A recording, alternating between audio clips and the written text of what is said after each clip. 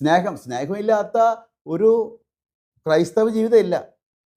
കർത്താവ് പഠിപ്പിച്ച എല്ലാ കാര്യങ്ങളും, ബൈബിളിലെ എല്ലാ കാര്യങ്ങളും ചുരുക്കി പറഞ്ഞാൽ നിങ്ങൾ പരസ്പരം സ്നേഹിക്കുക എന്നുള്ളതാണ്. ഞാൻ ഈ അവസരത്തിൽ മത്തായിയുടെ സുവിശേഷം 5-ാം അധ്യായം 23-ാം തിരുവചനം കൂടി നമ്മുടെ ശ്രദ്ധയിലേക്ക് ഒന്ന് കൊണ്ടുവരാൻ ആഗ്രഹിക്കുകയാണ്.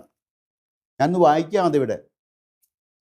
നീ ബലിപീഠത്തിൽ കാഴ്ചയർപ്പിക്കുമ്പോൾ നിന്റെ സഹോദരന് നിന്നോട് എന്തെങ്കിലും വിരോധമുണ്ടെന്ന് അവിടെ വെച്ച് ഓർത്താൽ കാഴ്ച വസ്തു അവിടെ വെച്ച് പോയി സഹോദരനോട് രമ്യതപ്പെടുക, പിന്നെ വന്ന് കാഴ്ചയർപ്പിക്കുക.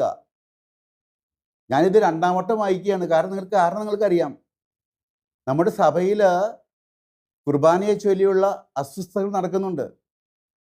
എത്ര സ്കാൻഡലാണ് മറ്റൊരു മുമ്പിൽ. യേശുവിൻ്റെ ബൈബിളിലെ സന്ദേശം മുഴുവൻ നമ്മൾ തലകീഴാക്കി അവതരിപ്പിക്കുകയാണ് സമൂഹത്തിൻ്റെ മുമ്പിൽ. ഈശോ പറഞ്ഞിരിക്കുന്നത് പരസ്പരം സ്നേഹിക്കുക, ശത്രുതയും വെറുപ്പ് ഒഴിവാക്കുക.